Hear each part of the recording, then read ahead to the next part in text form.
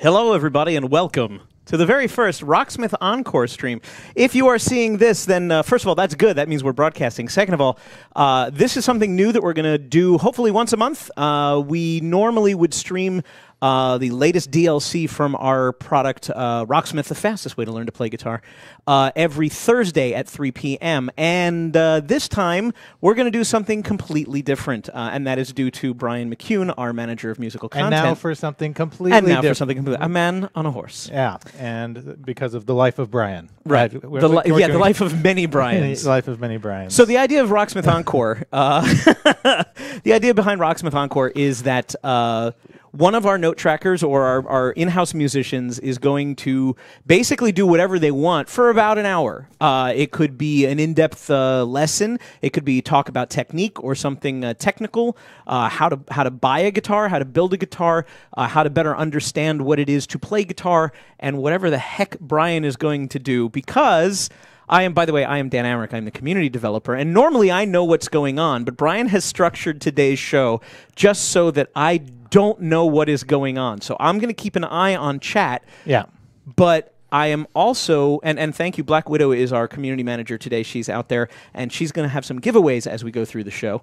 Did you leave room for the giveaways, or is she on her own recognizance to just we can, yeah, launch there are segments. I think we can. Okay. I didn't map it out as such, but okay. We're a little freewheeling. Yeah, this is the first one, so we're going to learn from this for sure. So yes, yeah. So feel free to make a mistake or two, Dan. Oh, it's no problem. Hold on, I have several ready to go. So, what is your topic today? So today's topic is actually going to be basically about the fundamentals of sound and a little bit about basically the physics of music. Okay. Yeah. So. Fun fact, we talked about this earlier because chemistry was one of our favorite subjects. I actually never took a physics class except that I took a physics of music course in college. Same here. I didn't take physics in high school, but I juggled, which was weird. So I was dealing with physics all the time. Mm-hmm. And then when I got my audio degree, there was the physics of sound was one of my textbooks. And I still have that textbook. Did not read the textbook. So I am a blank slate for you today. Yeah, absolutely. Yeah. So you studied audio engineering. Audio production. Yeah. I was, so that was supposed to be my career. And here I am. Yeah. Here we are.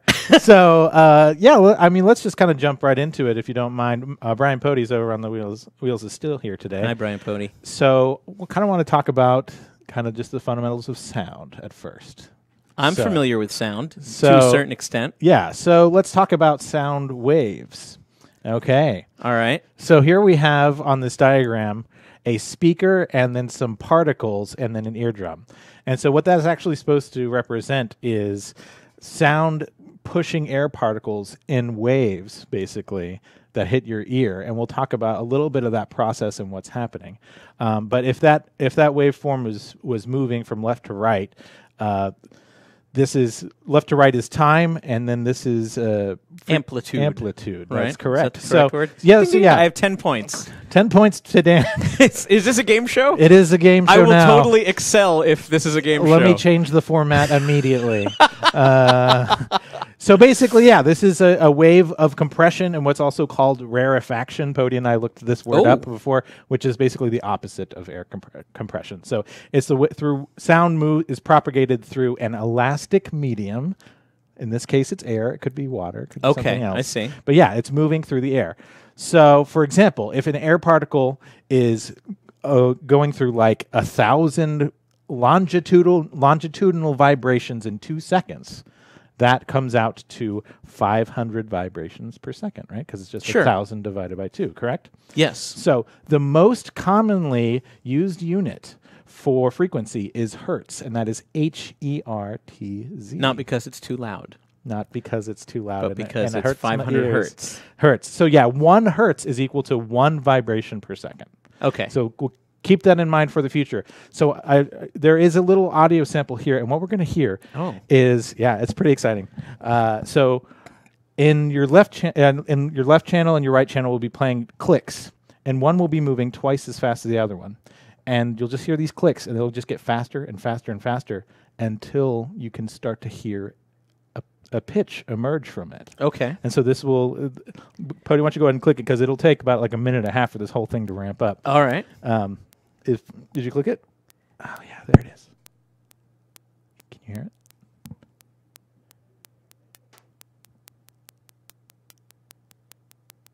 So right now, no discernible pitch. Right. Because it's just rhythm. Rhythm evolves into pitch the faster you make it go. The engine is ramping up. Yeah. And everyone feels like they're going crazy.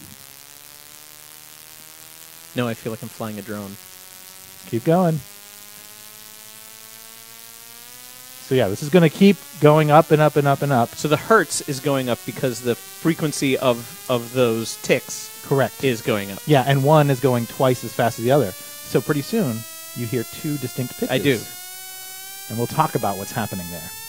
So one is... This isn't scanners, right? You're not going to make my head explode. I mean, we're all downloading your brain information as we go. Thank you all for tuning in. You got all the data we need from your brain. It's a very fast download, trust me. So yeah, and it ramps back down so you can hear it. Sure. Go right back into rhythm. So and we've lost pitch, and now it's just clicks again. Now it's just rhythm. Pretty fascinating, right? That is, actually. Yeah, to go from rhythm to pitch. So let's talk about what's happening in our heads. That's disgusting. Isn't it? This is the human ear. I'm covering up part of it with my body, but hopefully everyone knows what an outside of an ear looks like. I do, yeah. Yeah. That's what you're covering. That's what we're covering with these bad boys. So there are kind of 3 big components. So there's the outer ear, which is kind of like the ear flap that we've got covered up with our headphones. And then there's like approximately a 2 centimeter long ear canal that connects us to the eardrum and the middle ear.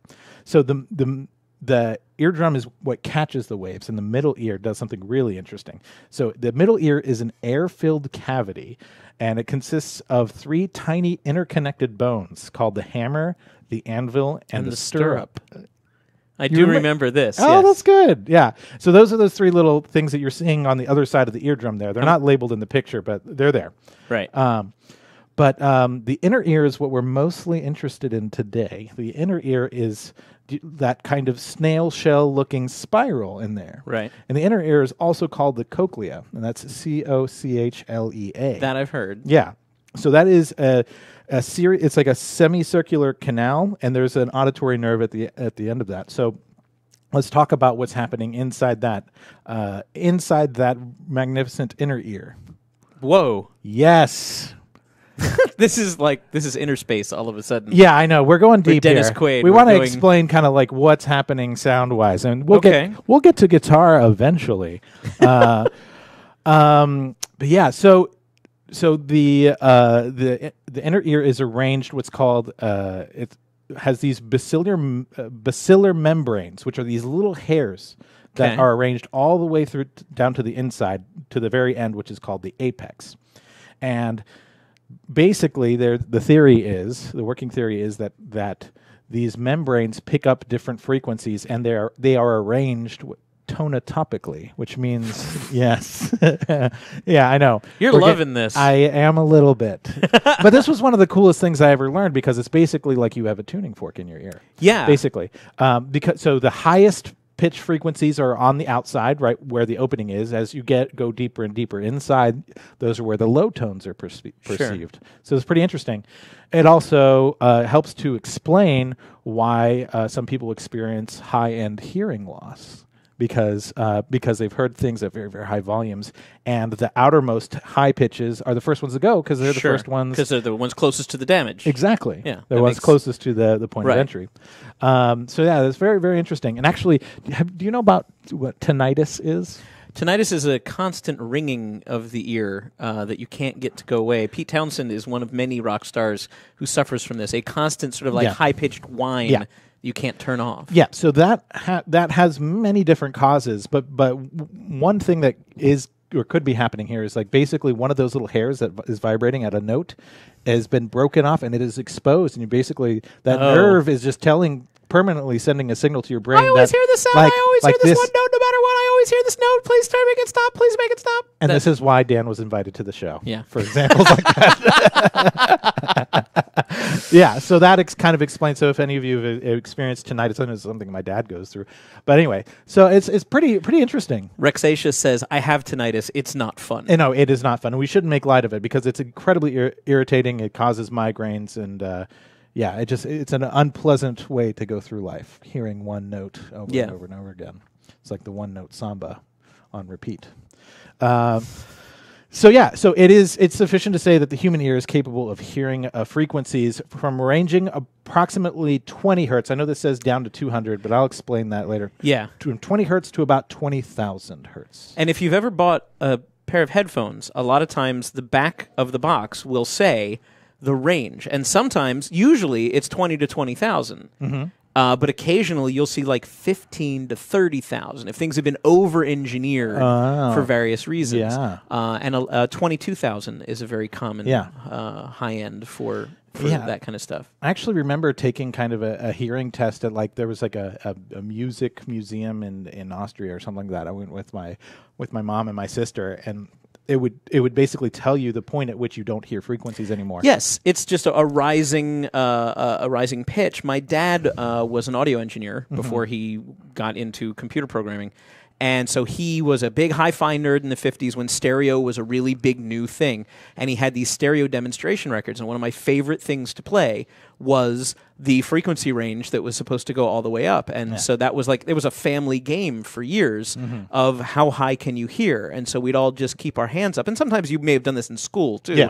They give you hearing tests. Definitely in elementary school. Yeah, keep your hand raised until you can no longer hear the sound. Yeah. And for years, I was the best in the family. I was also the youngest, which helps. The younger you are, the higher frequencies you can generally hear. Yeah, and that also just does happen in your 60s and 70s. It's just. But there was a time where I could perceive 18,000 hertz. That was when I was pretty young. Yeah, it's pretty incredible. But I remember specifically taking this test and that my mom took it, and she could only hear up to 12.5 or something like that. I was like, right, and you're like, how can that possibly be? It's called. She grew up in Colombia, South America, where there were loud salsa bands all the time, and everyone there is deaf from listening to loud music and dancing all night. I'm sure you can find a website out there that will let you do that very same thing if you'd like to try it after the show. Yeah. So anyway, so this organ, getting back to it, is it's only about 3 centimeters big. It's inside your head, and you have one on each side, which is good. So it's filled with a fluid, and these little hair-like nerves are the ones that are actually picking up the signals. And basically, we have an analog to digital converter in our heads that transfers this to electrical signals in our brain. Okay, yeah, I've never thought of it that way. So there's a real tone cable in your head. Hey, great. Bringing it back. I think sometimes the little quick disconnect isn't working. Yeah. Can I get a warranty on the real tone cable in my head, please? Dan, I'm sorry that the warranty ran out. Several years ago. So the things that are outside the range of human hearing, so below 20 or above 20,000. Those are referred to, below 20 is called infrasound. Okay. And above 20,000 is ultrasound, which is a term you may have heard before too. Yes. Yeah, so those are, ultra means beyond, ultra is beyond sound, beyond what we can hear. But I also thought it might be interesting to not just think about, we're not the only animals with hearing. What? Of course, yeah. I mean, so when you're playing No, I own 3 cats, and they don't listen to me at all. I assume they're deaf. So they might just be defiant, and they might just... Cats? No. But if you're playing Rocksmith at home and you have pets, you should be aware that they are probably perceiving things that you cannot. So let's actually take a look at what some other animals can hear. Okay. Yeah. So the infamous dog whistle. That's right. You may have heard of this, and there's a whistle that humans can't hear but dogs can, and they make that exact adorable head tilt. Yeah. Whenever. yeah. When you whistle, I won't whistle into the microphone and get cause you pain. Appreciate that. But yeah, that's it's more than double the range than what. However, yeah, they start around 50, which means that they can't perceive the super low bass of the guys that drive by my house at 3 o'clock in the morning. That's correct. Good for them. Yeah. I'm very envious of dogs all of a sudden. So just dogs. That's that's the famous one. Everyone you mentioned immediately, dog whistle, and so we think, oh, dogs have super hearing. I was amazed to learn something new, Pody. Oh. Dogs don't have super hearing compared to cats. Cats can hear even more. I can hear your soul. I love that you chose the most adorable kitten to go with the puppy. Yeah, it's no secret that I'm allergic to cats. So I needed to have a cat that had just had a bath. That's right. You've never come over my house because you are allergic to everything therein. Yeah, so... 85,000. That's insane. 4 times the range of human hearing. So this is why late at night, I will hear nothing, but the cat will suddenly go like that. Yeah. Or the cat will get really freaked out about something and then run because they perceive that very high sound as a danger. Exactly. And you got to think about also all of these electronics that we have in our homes that are emitting high pitch frequencies that are all over the house. I don't know if you remember what it was like to have a cathode ray television in the house. I don't know if you could tell when it was clicked on or off absolutely. by that one really high note that was bouncing around all the walls. And it would drive me nuts because I would be, because I would say, why is the TV still on? And my parents would be like, oh, is it? I'm like, yeah. And then I would go over. She's like, oh, I just can't hear that anymore. Yeah. Definitely had that experience many times. So your cats might be hearing your internet. I don't know. Could be. They could be hearing anything that you've got going through the house on very high frequencies. But I don't know if it doesn't get any higher than that. It can't possibly get any higher than that. Well, let's take a look at the next slide. Yeah, if you have dogs and cats at home, anybody who's got bats at home, just be warned that they can. I'd like to point out that the bat is more adorable than the cat. Well, there's subtext there. Read into it, Dan. All right. I'm probably not allergic to bats. 120,000 hertz. 120,000 hertz. Well, the bats. Please let that be the quote of this entire stream. Yeah. I'm probably not allergic to bats, Brian McCune. Yeah. What did you learn today? Well, a lot about the physics of sound and sort of how the inner ear works, but mostly that Brian is probably not allergic to bats. Yeah. Ladies and gentlemen, Rocksmith Remastered is So bats are nocturnal, and so they require obviously echolocation. They have to have supreme hearing. They're not actually blind, but they have low vision because they're flying around at night. But they make up for it in hearing. And just like how I was surprised, or just I wasn't thinking about this too critically before I did this research. I was like, okay, dogs can hear. They probably have the best hearing. I forgot about bats. I thought that it stopped there. It has to stop at bats. It doesn't. What? Seriously? Flipper. Yeah. Flipper can hear your thoughts. Is that a dolphin or a porpoise? That is, I left that ambiguous on porpoise. Oh. Okay, so as high as 200,000 hertz. Yes, dolphins. Do we have any idea of how that transfers to underwater? I actually don't. I don't. I mean, I don't. I imagine because obviously that the particle waves that you were talking about travel differently underwater than they do. All you have to do is shout at somebody in a swimming pool, and you have probably done that if you've ever been 8 years old and swimming. Yeah, it'll probably help dolphins whenever humans die out and they take over because they're higher funcking animals. Yeah. Than we are. No, the FCC will be able to open all new bands. Yeah, tune into Dolphin Radio. Yeah, Dolphin Radio. 309.1. K, eek, eek, eek.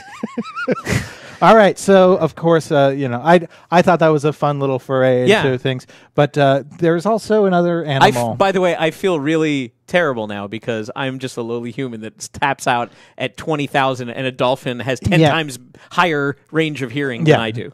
So, but there is another animal that can hear more, but more in the other way. Is it an internet troll? No. Yes. Interesting. So an elephant. Drop C for the elephants. Yes, yeah. exactly. So elephants are capable of hearing what for humans is infrasound. Wow. Yeah. Okay. The tones below what we can perceive. But they also have a lower cap on what they can hear beyond, lower than what humans can. So, yeah, the hi-hat's not doing too much for them. No, it's all kick, drum, and bass. Right. For them. Yeah. Well, that makes sense. Yeah. So I thought that was a fun little foray into, like, sound exists and outside of the human experience. Right. Also. Different creatures on this planet perceive the same physics of sound in completely different ways. I wasn't able to get much headway on how much plants like your music, your choice of music or not, but there are theories. Well, but they don't have ears, so it's more difficult my to guess tell. is that, like, a dolphin and a bat's most popular greatest hits would probably be, like, John Anderson from Yes, Kate Bush, Bee Gees. Yeah, Bee Gees, yeah, stuff like that. I would think that's in their top 40. Yeah, for sure. For sure. Yeah. So I don't know if I'm not doing a good job of keeping an eye on the time. I don't care. This is actually a good break to do a giveaway. Hey, Tawny. Black Widow 9 is in our chat room, and Black Widow is one of our community representatives. And I said, Tawny, are you available to do this? I have no idea what's really going to happen. Brian is keeping it from me so that we get a really engaging show. And she's like, no problem, I got this. Yeah. So we have various DLC to give away. I have 3 packs of 3 different artists that we'll give away on 3 different giveaways throughout the show. And this is just Steam DLC, standard stuff that we normally do, but maybe some older stuff that maybe you missed or you didn't realize was in there. And I don't know what order she's going to give it away, but she's already started to give some stuff away.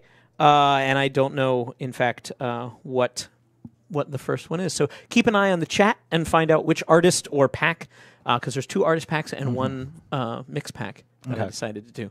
All right, so going forward, you guys get free stuff in addition to all the knowledge that our manager of musical content, Brian McCune, is dropping. If you're tuning in late, hi, welcome. It's still not too late. My name's Dan Amrick. I'm the community developer, and this is Brian McCune. He is our manager of musical content, and Rocksmith ENCORE is a place where our music team sort of gets to cut loose a little bit, talk about more interesting stuff outside of the standard scope of one of our normal streams, where we would just focus on DLC and how to play that DLC better. Here, this can be anything that's related to music, guitar, techniques, lessons, anything that like somebody has an interest in going a little bit deeper that we wouldn't normally be able to do during a stream.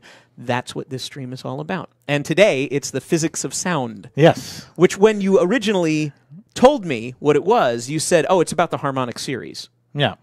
So that's a good segue into where we're going with this. Because I didn't know what the hell the harmonic series meant outside of context. And then I said, explain like I'm 5. Break it down a little bit more. What are the rudimentary building blocks? And so that's really what we've covered so far is the physics of sound and how sound is perceived and how we rate different sound waves, basically. Yeah. So let's keep going and let's talk about how this relates to guitar. So what is the range of a guitar? Ooh. I should know this. How many points? No. I'll give you 7.5. No, I believe, let's see. So, and I should know this from even having a dusty old audio degree. Guitar is about,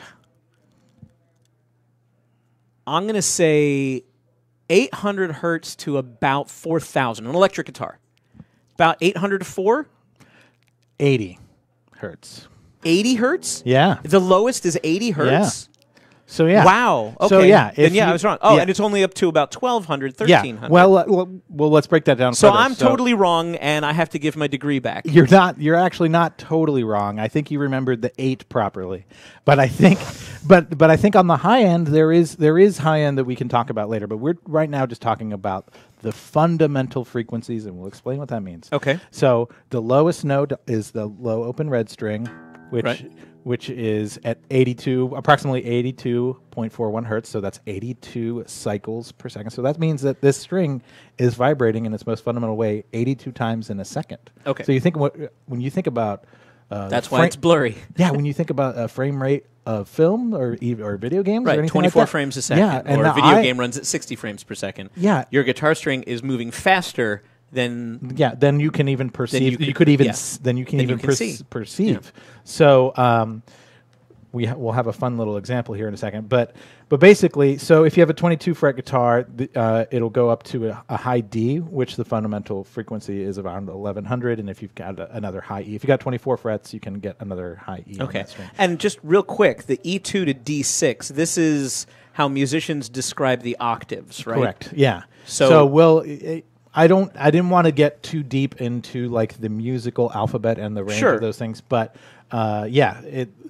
I believe that A4 is A440, and that is the A above middle C on a piano. Right, on a piano. So if you consider that a piano is 8 octaves, E2 would be the second octave from the bottom. Yeah, the second E note on the second, which is down here. Just kind of wanted to establish that. Absolutely, I think it helps people visualize. Oh yeah, absolutely. So if you have a piano at home, that's your best way of knowing that. And so what's interesting though is that, and I want to save this for like maybe a later discussion, but through amplification and pedals and all these other things, you can actually really blossom the upper end of the harmonic series and make the acoustic sound of the guitar far greater into the 4000s, like you were talking about. Because again, sometimes I mix music and like I wind up, the sweet spot on guitar feels to me to be around 2K. Yeah, but that's not actually. It is when you're talking about the full part of the harmonic sound. Right now, we're talking about the absolute, fundamental, the absolute bass frequency. So let's actually talk about what the fundamental is. And we have a fun little example here. We lost some light. Dan might need to move. Yeah. On. Normally we have people coming in and out during the stream, I think, and we have motion censored lights in here. So, Dan, why don't you grab the other end of this Ethernet cable? Okay. We're going to turn into Mr. Wizard here for a moment. Gee willikers, Mr. Science. I can't. So I tell my friends I learned about Ethernet cables and sound. So a way to demonstrate, if you can hold that fixed end and hold it tight. I can. We can pluck this string, and you can see it moving up and down a little bit. Can you? Can we really? Well, let's just move it like a jump rope. Can we on a blue background? No, I was telling Pody that I expected that to be a terrible demonstration, and that's why I wanted to do that's it. pretty great. I like that. That is basically the open string slowed down. So let's talk about what those movements are and what's happening with an open string, okay? So, all right. Now I feel compelled to coil this cable incorrectly. Please do. All right. So let's talk. We use this word fundamental. So, yes, we did. So I'm going to pluck what is the yellow string in Rocksmith. Right. The A. Okay. And that is. Oh, there's some good sound. Let's pluck that one more time and then mute me. All right. So that is the low open A string. Right. A seemingly simple gesture. Sure. Right? Why not? Okay, so strings, number one, they require activation energy. So they are at this taut position, but they need to be activated to move the air around them, correct? So the string is moving many, many different ways, but let's talk about the most fundamental way. And that is, it is at fixed positions at the bridge, which is down here. Point of contact of the string. Point of contact of the string, and also the other point of contact, which is the nut up here, fret 0, right? And so the string is moving everywhere in between those two fixed points, right? So these are called nodes. These are the point at which there is absolutely no movement. And the string is at its highest activation right in the middle, and that's called the antinode. And so the string is actually, even though I'm plucking it down here and kind of bending it, but once it's in its ideal vibrating position, it is at its maximum height at the 12th fret. Okay. Interestingly enough. So that is 110 hertz. Okay? So that's 110 cycles per second, like we were talking about, right? So let's talk about the second way in which the string is moving, because it's not just moving that one way. Does that make sense? Well, probably not at first. Because the string has a lot of different modes of movement, it's actually moving in smaller equal mathematical subdivisions as well. And so it's also moving like this. It can also move like this with a fixed point in the middle. Right. And this is where we kind of move into talking about harmonics. So by placing my finger directly over the fret wire on the 12th fret, I am creating what were these things called? Nodes. So I'm creating a new node here. Okay. And the string is vibrating. Let's turn me back on here. Yeah. So you can hear that note that is, we were at 110 hertz, now we're at 220. Okay. And it sounds like the same note, but it's twice as fast. It's twice as fast, but you've also effectively shortened the string by 1/2. Actually, I would be shortening the string in half if I was pressing it down, because then this other half isn't moving at all. Isn't moving, so yeah. But when I'm just lightly touching and creating the node here, the string is actually vibrating on the other side as well. So it's moving like a sine wave in opposite ways. So yes, it is creating the string, cutting the string in half, but it's actually creating two strings. I see. In a way. That's an interesting way to look at it. Yeah, rather than just cutting it in half. So that is the first note outside of the fundamental in the harmonic series. So you have the fundamental, and then you have this note. Let's move on to what the next note is. Can anyone guess? I would have guessed 330. Yeah. So we're cutting it into thirds, but it also isn't an A. So let's find the point at which we're a third apart, which I believe is right above the 7th fret. So now we're at E4. So and that is a different note altogether. Yeah, it is. So we have A, E. Now, if I was to press it down, it's a totally different note altogether. But since it's cutting this into thirds and the string is moving in 3 equal parts now, it's like creating 3 strings in a way. It's vibrating at 330 hertz. But do you understand the distinction between playing the note here and pressing it down? Yes. Because here, we're playing a string that is 1/3 in length. But by pressing down on the fret wire here, it's actually playing a string that is 2/3 the length. Okay, yeah. By pressing that does it down, make more sense now. Yeah. Isn't that interesting? Yes. I was actually wondering, I was like, well, I wonder if anybody else is lost. No, I'm not. I'm not completely lost. Explaining it as 1/3 versus 2/3 actually helped a lot. Yeah, and that's also the difference between creating a node and creating just a shorter string. So Burn121 asks, so there's no harmonic at E12? Like way up? Yeah. I can't. That is insanely high. There actually might be like way up in the stratosphere. But being that specific or being able to... what does he mean by E12 though? Because that could mean a couple different things. Do you mean E12 being the 12th octave, or do you mean the 12th fret? Yeah. The 12th fret on the E string. Yeah. We'll see. Well, let's keep moving on because there are more subdivisions. Wait, there's 440, and that sounds familiar. Yeah, and we'll talk about what 440 is here in a second. So we had the open string at 110, 220, 330, 440. And so we have another A. We're at A4. So we were at A440. So that is probably a common, that sounds familiar, right? A440. Yeah, I have tuning forks that say A440 at the bottom. So what that is basically the American music industry reached an informal standard around 1926 that A was going to be 440. Now, A was like 435 in other places. It's 441 in some places, 442. But they said, okay, we're going to do 440. So, and then in 1935, the American Standards Association recommended that's the way it's going to be, and then they doubled down on that again, like in the 70s. So this is like the International Organization for Standardization in 1955, actually. Just demanding that we all decide what the hell an A is. That A will be 440. Okay. So that is to say that we are deciding that 440 cycles per second, we are defining that as A.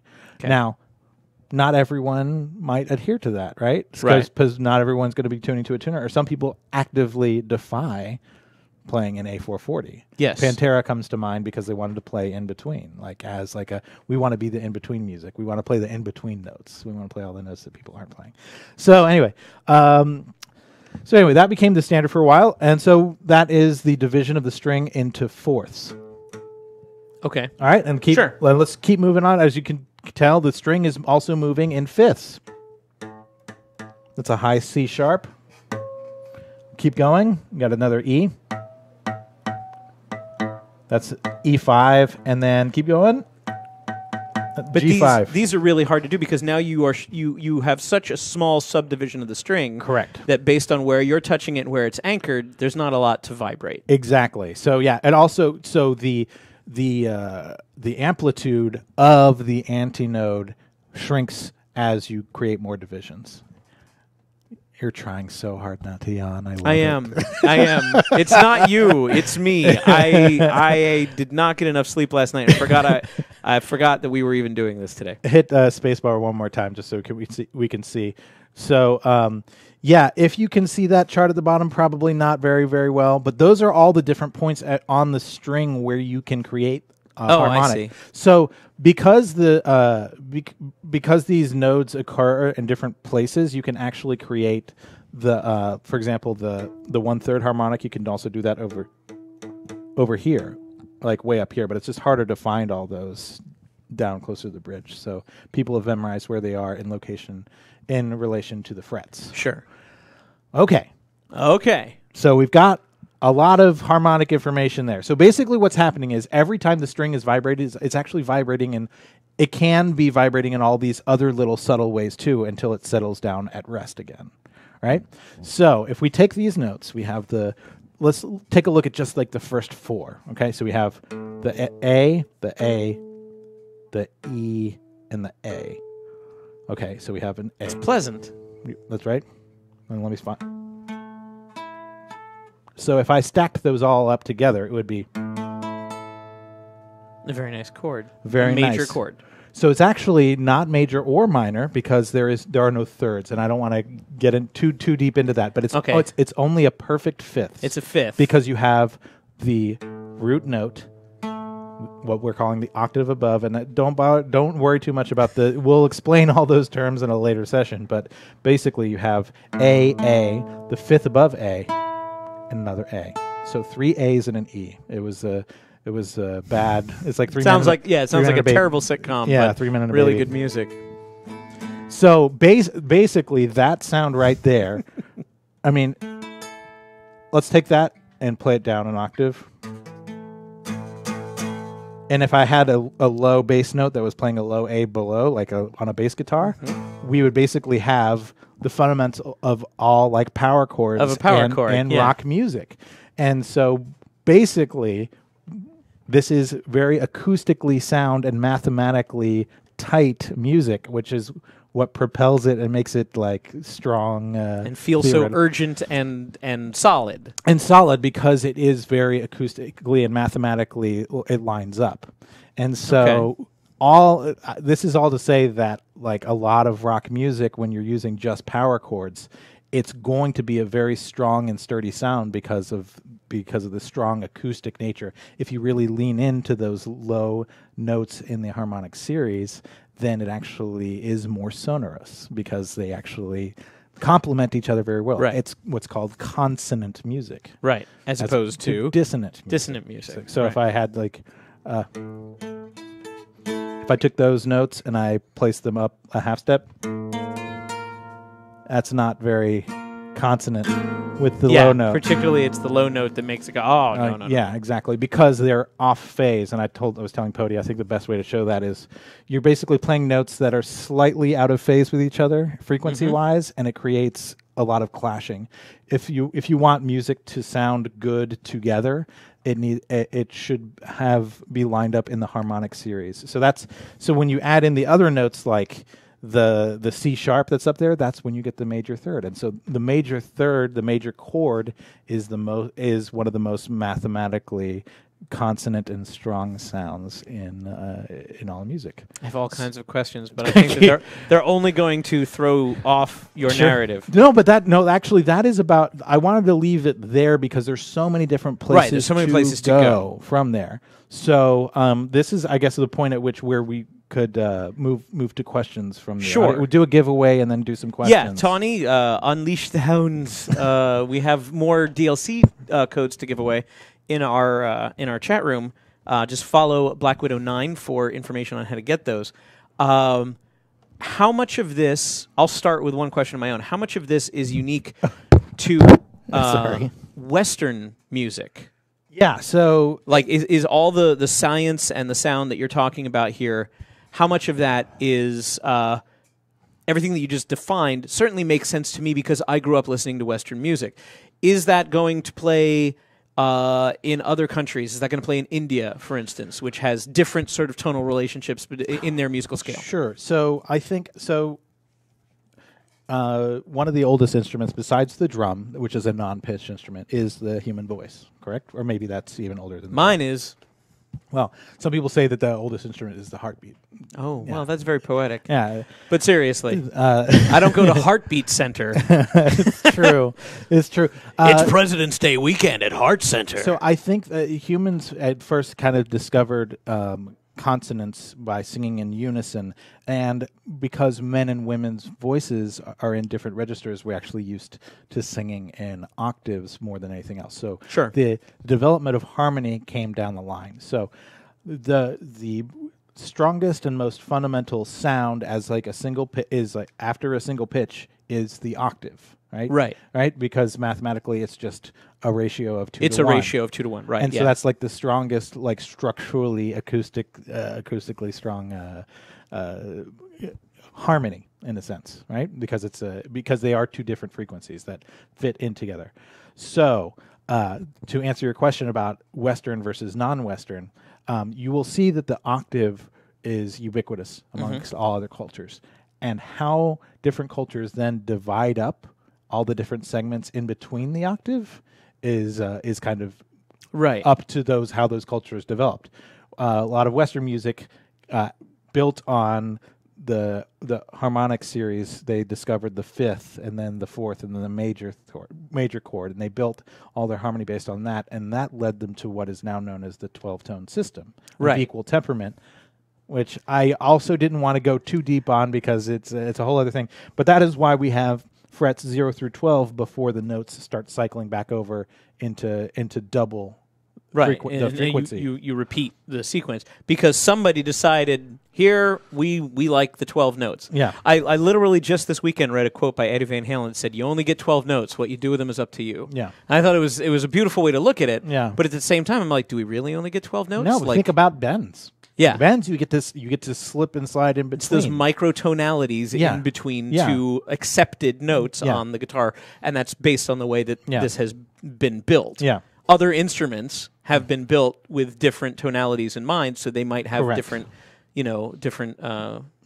steps along the path. Yeah, it's interesting too because we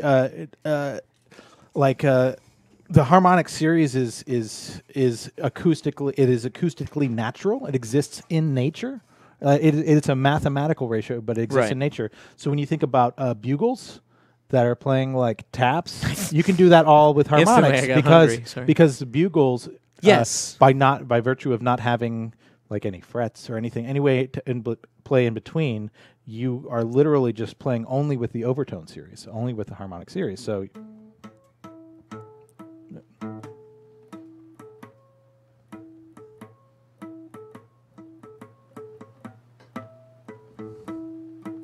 And I can't do it. Right, but it's they're dealing with the same sort of core notes because that's what they're good at playing. And that's the fundamentals of brass instruments at a very, very broad overview. But how different cultures divide up the octave is kind of the secret to what they do. To world music. I think Jason Cochlea once built a guitar that had 19 frets in between the octave. Instead of 12. Of course he did. Yeah. That's the kind of thing that Jason Cochlea will do. Yeah. Hey, if you have questions for Brian about anything that we've talked about, if you're coming in late, you have missed most of this. But I'm Dan. I'm the community developer. That's Brian. He's the manager of musical content on behalf of Rocksmith. And Brian just did this big old thing on the physics of sound and why basically your guitar sounds the way that it does, how it was designed, the physics that go into to the different pitches, and how the human ear works, for crying out loud. So I was talking focused mostly on like the naturally occurring and mathematically occurring things. I didn't really get into why the frets are spaced the way they are, why the strings are tuned the way they are. I just wanted to get into basically the string vibration and start from there because as we do these, I mean, anybody's going to be able to pick any topic, but I wanted to start with a strong building block. That's good. Yeah, because other stuff, people may go, oh, you know what, you talked about that. I've always wanted to talk about this, and they might build on top of it. Some of the questions that I'm seeing seem to be, I can't get my game to work. That's really not what we're talking about today. Support.ub.com. There really are real people out there 24/7 who can help you. Or maybe not 24/7, but darn close. Yeah. You can reach out to Ubisoft support on Twitter, on Facebook, or you can go to support.ub.com. There are folks that can help. We're not here to do live tech support, but if you have other questions about music, about tonality, about the physics of sound, anything, there are no such things as stupid questions, just stupid people, as Mr. Garrison once said. Don't feel afraid to ask something if you think that it's too basic, because there's probably 20 other people sitting in the chat room that are thinking the same thing and going, oh, I'm glad that person thought that. Yeah. Somebody actually said, where was it? I missed it. Sorry. I think it was Burn121. What is it then to be tone deaf, and can you still play music if you're tone deaf? Or is that just an insult? Is that an actual term, or is that just an insult to somebody, like saying your ears are ugly? You know, I think being tone deaf is that's a stretch, and I think it's on a spectrum too, because people can discern whether a pitch is higher or lower relatively. Now, the degree to which they can say accurately is depends on, I think, like your musical training and like how much time you spent actually trying to do that. But yeah, I mean, most trained musicians can hear the difference between about 2 hertz.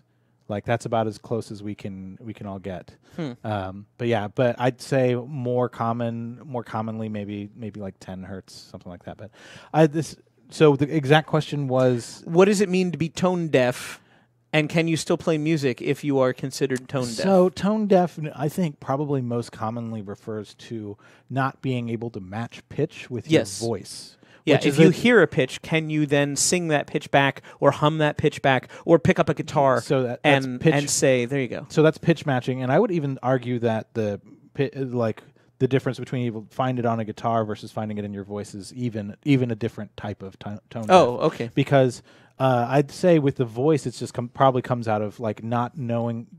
Your voice is an instrument. It is a musical instrument, and not knowing what the range is and like how to translate, like make that connection between what you're hearing as input and then how to match that with output. I think that is a trainable skill, but I hope so, because I've got some friends who we're listening to the same song, and I'll start to sing along, and they will almost always come in a second above where we are. Yeah, and it just drives me batty. And then so I'll turn down the radio and I'll sing with them. I'll match their pitch, but they're perceiving that. Yeah. And there's something that doesn't connect in what they hear and what they believe they're doing. And I think it might just come down to a sense of like, do you have a good sense of rhythm? Because as I illustrated with the very, very first audio example, pitch actually comes out of rhythm. It is just rhythm is just slowed down pitch as it is. Wow. And so I think I always go back to my parents. Like when my mom sings, I always thought it was the funniest thing in the world. She'd be singing like salsa and cumbia stuff, and then she'd always come in early, like a beat or 2 beats, as like the chorus hits, and then she's like already too excited, and I'm like, wait. But I also know she has trouble matching pitch, so I think those things are related, like having a good sense of time and like understanding regular rhythm, and so maybe. So what you're basically doing is making fun of your mother. I mean, I just wanted to get an excuse to do that.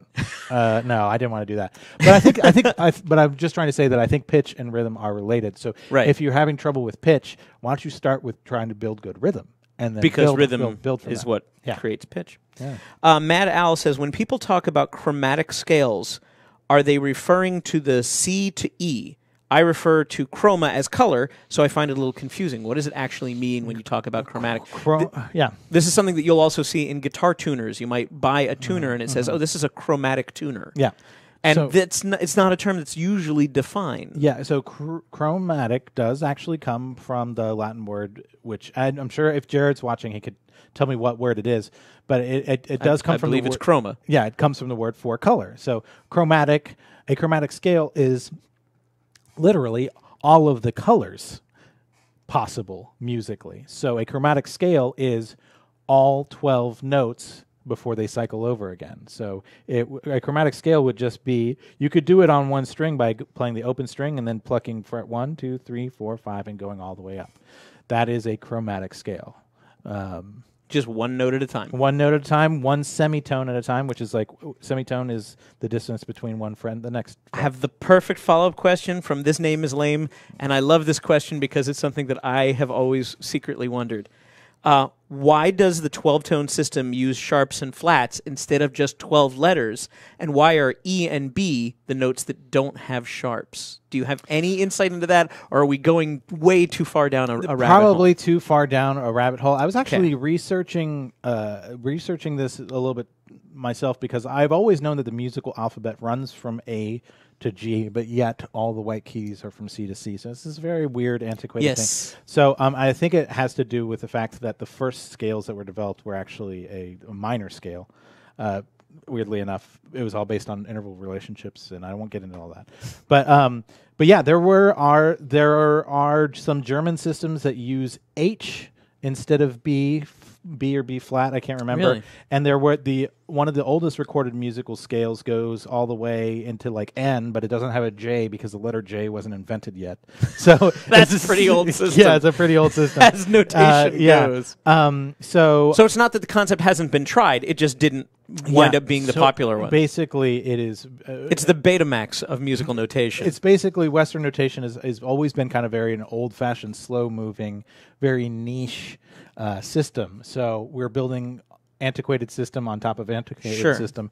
So that is the main reason that there aren't 12 distinct note names. Right. Now, a lot of 20th century composers got away from that, and they just referred to the pitches with numbers 0 through 11 instead of 1 through 12, 0 through 11, and all they care about is like the interval relationships between them. Right. But I can't give you a solid answer. Maybe Jared, if he's in the chat, if he knows the very specific reason why we're still using sharps and flats, I think it has mostly to do with the notation system of written music on staff paper, which I specifically wanted to avoid, as it doesn't necessarily 100% relate to Rocksmith. Like we've built our system on the Western notation. Yes, I mean we still use chord names that are based on sheet music, but we don't actually teach sheet music, so I didn't want to go down that rabbit hole. That's fair. So yeah, I have one from NZ Twitch NZ who says,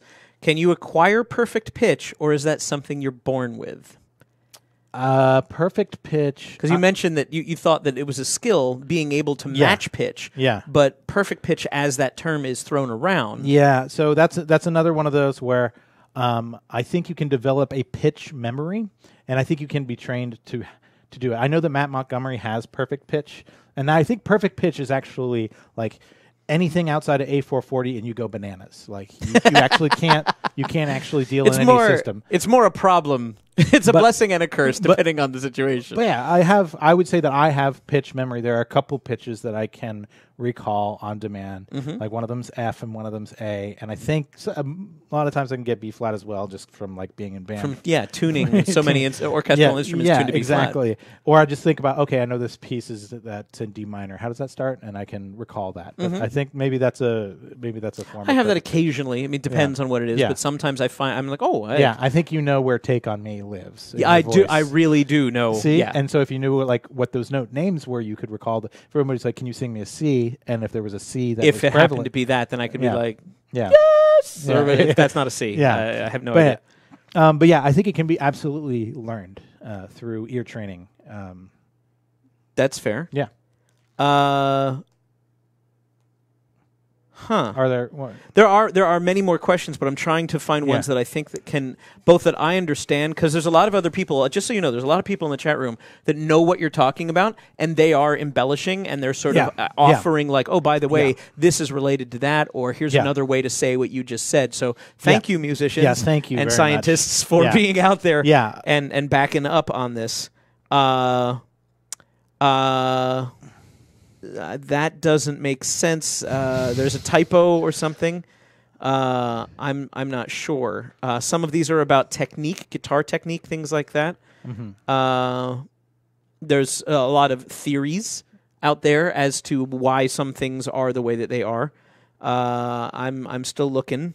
We do have more codes to give away, by the way, as well. Before we end, we'll have a third. Did you give Matt all the off tunings? Says Shizora. No. Just to drive him nuts. No. I did not do that. Just think of Freebird and you can find G. Says Shulks. That's true. A lot of people I know are like, oh yeah, that's the first chord in Freeboard. Freebird. Let me see. So Low Gravitas suggests, he says, I tend to think that both perfect and relative pitch are things you might have a predilection toward, but you can always train to be better. But if you don't have the predilection, then you'll have a much tougher time. I think there's absolutely truth to that. Yeah. I wish the guitar fretboards would somehow look like the piano. It would be easier for me to know which notes I'm playing, says Dunky Donut. Yeah. Have you ever seen anybody try, I mean, other than the sad platypus of the musical world, the keytar? Have you not seen that? Have you seen it's I've seen t-shirt. the Venn diagram. Yeah. Have you seen alternate versions of guitars that have more piano-style interfaces or other ways other than that? For I mean, we arbitrarily chose our own way that we felt was a useful way to explain where notes were and what the relations were and what you would need to play. Yeah. But the Rocksmith method is obviously one of many out there. Other people do different stuff. I think the Rocksmith method is very much born out of the guitar design. I mean, obviously, and the fretboard harmony and the way things are laid out, it was designed to be ergonomic, which means that it's designed to fit on the hands and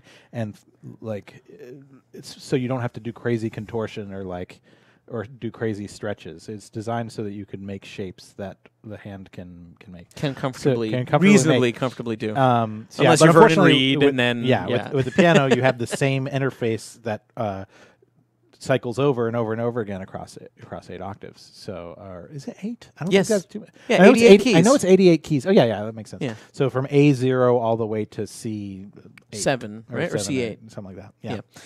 All right, so we have time for probably one more question. I don't know if you want to actually answer this one because it seems like it could be part of a completely different thing. Mm-hmm. K. Smith 1941 says, "Explain the circle of fifths." Oh yeah. Is this outside of the scope of today, but something that we would consider for a future? Yeah, I think we should consider that one for a future. Because it's not that it's a bad question, Kay. No. It's that it's a deeper topic than I think we can get away with as a sort of as a follow up to what we've been talking about this hour. I think that's a solid second or third lesson in this type of series. But then again, the other hosts are going to be able to pick whatever they want. That's actually, if we can segue to talking about that. Yeah, that's actually very good. I do have one other quick question. Low Gravitas would also like to know if there's going to be a link to your teaching materials. If you provide me with a PDF, I can actually create a public way to do that. Let's do that. And I actually got a lot of this stuff just literally from Googling images like the but you knew what you were looking for, and this is new to the rest of us. Just type in elephant into Google Images and you'll... All right, I think the lights... Clearly, closing time. I had the same thought. Semisonic, man. It gets me every time. Sorry, automatic lights. Okay, so... yes, you wanted to segue into what will happen possibly on the next Rocksmith Encore. So I had a plan, and then I didn't. You forgot to do it. I knew you would. Did you? I did, yeah. Did you really? Yeah, I kind of had a funny feeling. So I've got an option for you here. Thank you. How many names were supposed to go in the hat? First of all, okay, let's explain. Okay. That this is optional. Our note trackers are bound to do this. Yeah. And some people are excited to have the opportunity to speak, and some people are like, I don't really have anything I want to talk about right now. I don't want to commit to talking about anything until I have a really good idea. So the idea was that we were going to to pick names out of a hat, and I forgot that. And you forgot the hat. I didn't sleep very well. I was so excited about this. It was like the night before. That's very sweet. It was the night before the first day of school for me. All right, so what I have here is an app that I use for when we go to do karaoke.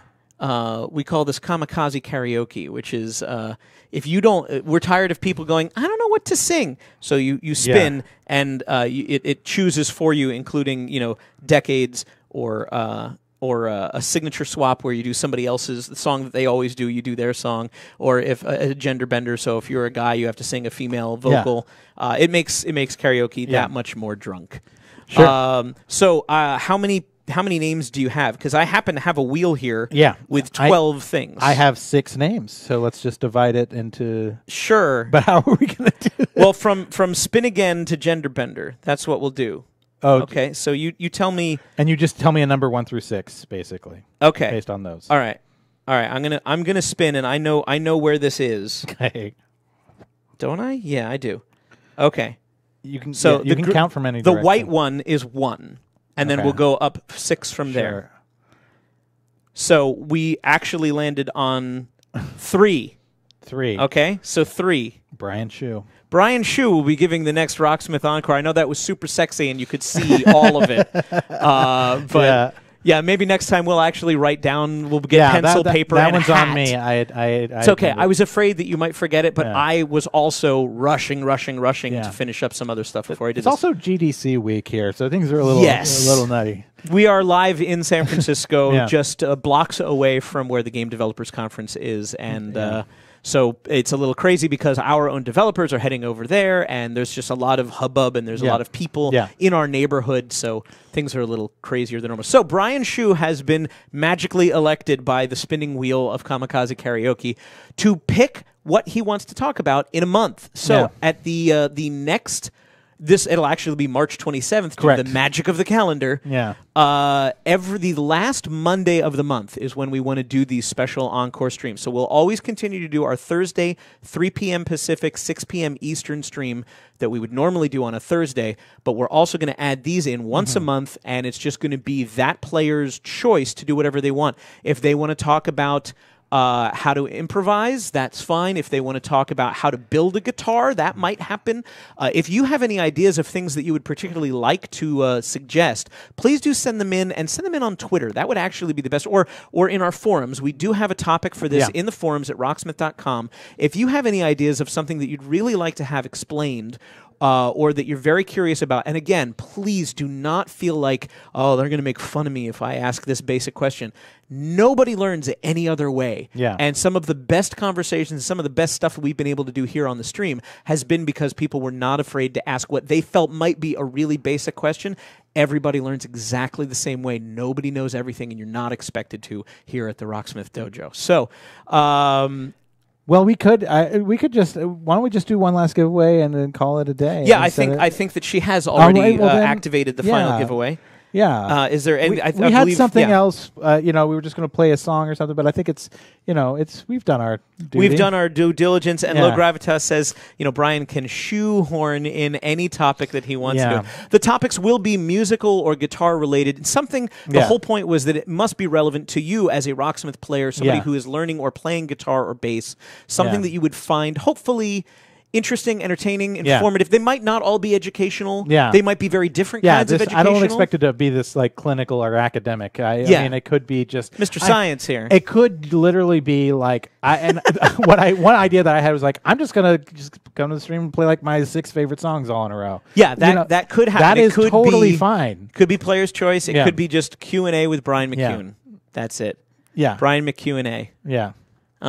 How come we haven't done that before? That's a good one. Yeah. I like that. But Sect Letter says, but Shu rarely speaks. How is this going to go? That'll be interesting to see. Shu is a little bit shy. He tends to speak with his playing. Yeah. And he's an amazing player. He has a lot to say there. So we'll see. We'll find something that works. Obviously, we want Brian to be comfortable, but he has a lot of valuable knowledge and insight into playing guitar. So until next time, thank you for joining us for the first Rocksmith Encore. Thank you, Brian, for putting together an actual PowerPoint presentation and everything. It's such a nerd. That's great. So we'll be back for another Rocksmith Encore. Thank you to Tawny, to Blackwind09 for doing our giveaways. Congratulations to the folks that won. I think we had 9 winners today, which is more than we would normally have on a Thursday show. Pretty cool. But if you still want to win more stuff, we will be giving away more stuff on Thursday at 3 o'clock, same channel, same time. But this Thursday, we will be doing Variety Pack 8. Yeah. That's this week's DLC, so we'll play the 4 songs that are included in Variety Pack 8. We will do our official trailer for that tomorrow, so check out our social media platforms and stuff. YouTube and Twitter and Facebook will all have links to the trailer for the new songs. And we will play those songs on Thursday. We'll also give away some great prizes from Ernie Ball. If you are a guitarist that uses, say, strings or straps or picks, those are the kind of things we give away. Yeah. You're in luck. So with all of that, we'll see you in just 3 days. Be back here in 72 hours. We'd love to see you, and thank you so much for supporting the first one. Thank you. And let us know what you think. We are always open to feedback. Only positive things. Thanks, Brian. Bye.